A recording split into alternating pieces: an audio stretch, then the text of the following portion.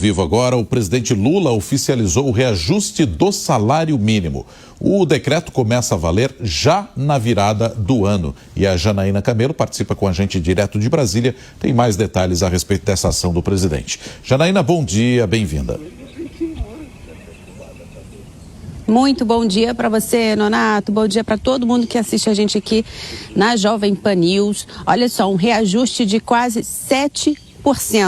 Exatamente de 6,79%. Então, o salário mínimo sai de R$ 1.518, que é o que foi pago até esse mês, até dezembro, para R$ 1.621.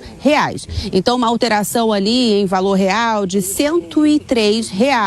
Isso já fica valendo, como você disse, Nonato, a partir do salário referente ao trabalhado, ao que foi o serviço prestado no mês de janeiro. Então, o salário que for pago em fevereiro do ano que vem, referente a janeiro do ano que vem, já vai ter esse reajuste aí de quase 7%. Foi publicado no Diário Oficial da União de ontem, assinado pelo presidente Lula, já tinha essa expectativa mesmo de fato que fosse publicado ontem, já tinha tido a informação antecipada antes do Ministério do Planejamento de que o reajuste seria esse, mas aí foi oficializado mesmo na publicação do Diário Oficial dessa quarta-feira.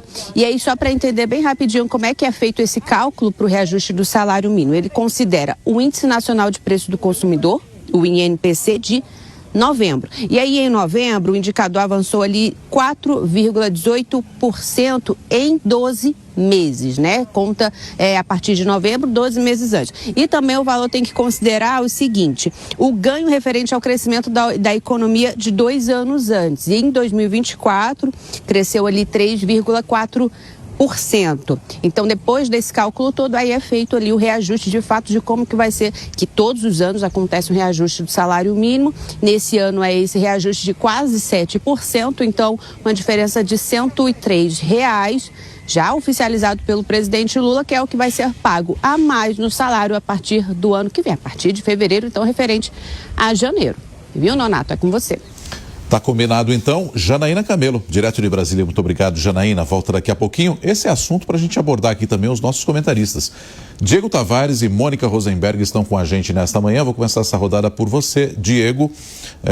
Um aumento acima da inflação, que possivelmente vai bater ali 4,41, 4,50, algo desse gênero, é essa a expectativa.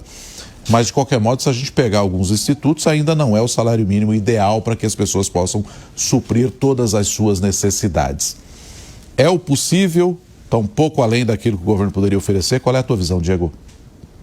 Olha, Donato, muito longe daquilo que seria necessário. Eu peguei ontem a média dos institutos que fazem esses levantamentos de qual seria o salário mínimo ideal. Seria algo em torno de R$ 7.000. Então, o salário mínimo brasileiro acaba sendo aquela coisa que lembra um slogan antigo de um veículo que era muito comercializado aqui no Brasil. Ele é compacto para quem recebe e acaba sendo gigante para quem paga, porque nós sabemos que existe ainda, além do salário, os encargos do Estado, que são pagos também pelos empregadores. Hoje, o salário mínimo de R$ 1.621, que foi reajustado pelo presidente da República, acaba custando para o empregador brasileiro mais de R$ 3.000. E com isso, nós inviabilizamos que a grande maioria das empresas sequer contrate um funcionário. Nós temos hoje cerca de 70% das empresas dos CNPJs registrados no Brasil sem um funcionário sequer. É aquela coisa, quando nós garantimos muitos direitos sob o pretexto de proteger o trabalhador, muitas vezes o que nós estamos é inviabilizando o próprio trabalho. Se os nossos governantes se preocupassem mais com os fatos, com a realidade, do que com narrativas, sequer seria necessário um salário mínimo, como nós temos